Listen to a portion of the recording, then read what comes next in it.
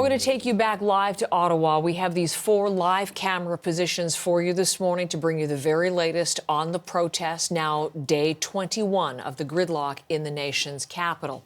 Now, let's bring up one at a time so you can see what's happening. If we can go to this is the site which is really the logistics center, the supply depot. We're going to be telling you more about what's happening there in just a moment with our reporter, Judy Trinh. I want to bring you this shot up of Wellington, that main street just in front of the Parliament building, right through the parliamentary precinct.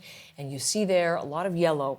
What we're getting is an indication, police movement on the ground, suggesting a move against the protester encampments may be imminent. We know that yesterday the police were there to give pamphlets to the protesters, telling them they were to vacate now or face the penalties, the powers that they now have under the Emergencies Act now in effect. So you see a police presence there. I want to show you just a couple of pictures. I think we can show that to show you, yes, you see the barricades going up as well. That has been ongoing. Want to tell you as well that our colleagues at Radio-Canada are telling us the Sûreté du Québec are sending several officers. I don't have a number. This is according to RADCAN, but a number of its officers to Ottawa who will be under the command of the OPP. They're leading with the RCMP, this joint command center. So SQ joining in, and the SQ will also set up a command center in Gatineau, which is across the river, so on the Quebec side of the border. So we're watching that. We heard from Ottawa's interim police chief yesterday, Steve Bell, as he addressed a special city council meeting, that the force now has the resources and the plan to bring the protest to an end and will. He said it would take a couple of days. He said that people will be seeing things that they're not used to seeing in the nation's capital. But we should be prepared for that. Those were the kinds of statements he was making to that special session of City Council. Again, as we look live at all of that, we know that about 360 protest vehicles remain in the city and about 150 protesters remained through the night. I want to bring in our colleague Judy Trinh, who is in Ottawa. And Judy does fantastic investigative work. She has spent some time embedded with protesters in that Coventry site. And she's live with me. Judy, looking at these live pictures and watching as we see what seems to be an escalation of the police, preparations, if we can say that, the barricades going up, a police presence there on the ground. What's your sense of what's happening there, the mood there today? Well, Heather, I am in contact with a couple of protesters who are entrenched in that camp. They are hardcore supporters who have been there since the beginning. Now, this camp at the Coventry site, which is near a baseball stadium, is sort of the nerve center. It's the supply center. So without this center, they would not be able to get food and fuel downtown. And I can tell you right now that because Ottawa is under 3 emergency measures, right? Federal, provincial, as well as local, police have broad powers. Yesterday, they showed up at the camp between 1 and 2 p.m. to hand out these warning leaflets. They didn't even get past the front gate, which was manned by about a dozen protesters checking who was going in and out. Take a look at what happened. Please, can the tree hasn't gone through yet. Or badge number, just for sure. Can we see it? Can we see it? Because we've had illegitimate things like this happen. I can assure you this is not illegitimate. We need to make a crime count. Somewhere trust has to come into the equation. All right, good luck to you. These guys look Take care. legitimate, but... You must leave the area now. Anyone blocking streets or assisting others in the blocking streets are committing a criminal offense and you may be arrested. You must immediately cease further unlawful activity or you will face charges. What do you think of that, Derek? I can't tell you that on TV. You'll bleep it out. Are you scared? Are you worried? No, not at all. We're doing it peacefully and lawfully. They have no right to be interfering with this. Now, protesters were warned that they will be charged criminally if they remain. They were warned that their vehicles could be seized, that they could have their driver's licenses, as well as their commercial license suspended. And anyone who delivers fuel to the truckers will also be charged. Protesters were told they could face up to a $5,000 fine and 5 years of prison time if they bring children to the protests. I can tell you at that camp, Heather, I saw at least 6 children with their parents yesterday having lunch in that area. And it is going to be tense at that camp. You mentioned about 150 protesters. I believe that number only pertains to downtown, because yesterday when I was at the Coventry Supply Camp, I saw about 100 people there over the lunch hour. Additionally, Judy, so listen, as we look at the site, this is extraordinary access, Judy. I've been describing it as you did, near a baseball stadium, just a couple of kilometers from downtown, and I've been calling it sort of a supply depot logistics center. Can you tell us a little bit more about it? This is interesting because, first of all, the protesters have taken it over. They've controlled this site since January 28th, and that's because the city allowed them to. It was only supposed to be used as a temporary overflow parking site. But when thousands of trucks came in on January 28th, police were worried about congestion downtown. So basically directed traffic to this site to allow them to set up. They were supposed to have a couple tents where they could provide food for the protesters, but they were supposed to leave after one weekend. That hasn't been the case. Now, you'll see from visuals of the interior that there is a sauna. There were 4 saunas on that site at one time.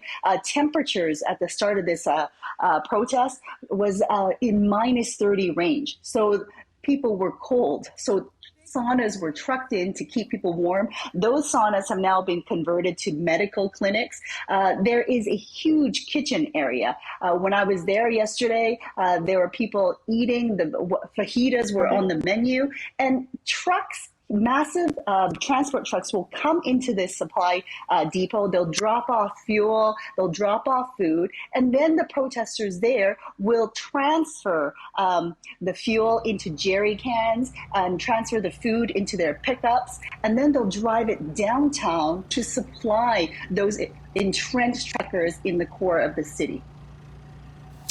Judy, what are they telling you? I mean, we're getting some reports from your colleagues in Ottawa of police blocking off the roads around another camp, the Sussex Rideau camp. No evictions yet, but police moving in. And we're starting to see in the live pictures police much more visible downtown. We're also hearing of buses filled with police officers heading downtown. The people who are in the camp to whom you were speaking, how will they be reacting to this in terms of their entrenchment? What do we know about them? Heather, there has been a lot of discussion of whether or not they've been emboldened because of police inaction up until now. I can tell you that the people at the Coventry camp are the hardcore supporters. I spoke to one individual. His name is Ken LaBrosse. He led a convoy from Sudbury to Ottawa. He describes the convoy as a 6-kilometer convoy of vehicles and trucks. Now, what's interesting about him is that he is someone who has been off work for a couple of years because of a disability. He's on disability pension because he had a workplace injury. He needs surgery on his arms, and he suffers severe back pain. He says that he actually needs to use medical marijuana as much as 1,000 milligrams every few hours to manage pain. But he says that up until now, he doesn't feel like police or residents treated him very badly at all. Take a listen.